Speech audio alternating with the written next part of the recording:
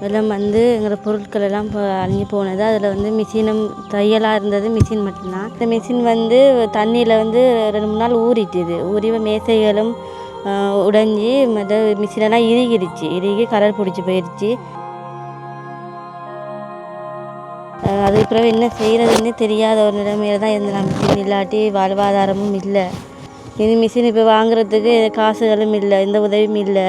நீ இதுகள் வாங்குறேன்னா என்ன செய்ய போகிறோம்னு ஒரு யோசனையாக தான் இருந்தது.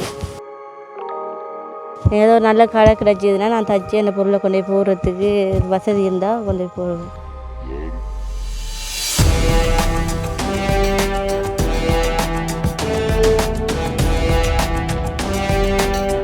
கனடிய தமிழர் பேரவை மூலம் வந்து எனக்கு உதவி வந்து கிடைச்சிது. இது பிறகு நான் கிடைக்குமே எதிர்பார்க்கல, ஆனால் வந்து கிடைச்சிது. சந்தோஷமாக இருக்குது. இதை வச்சு கொண்டு இந்த வாழ்வாதாரத்தை நான் தொடங்குவேன்.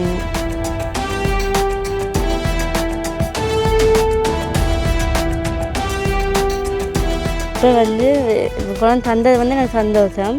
இது பிறகு வந்து இந்த வாழ்வாதாரத்தை நான் தச்சு ஒரு இடத்துக்கு கொண்டு போட்டு இந்த வாழ்வாதாரத்தை உயர்த்தினாங்க. இந்த வாழ்வாதாரத்தை மேல் உருவாக்கிய கனடியன் தமிழ் பேரவை அவர்களுக்கு நன்றி.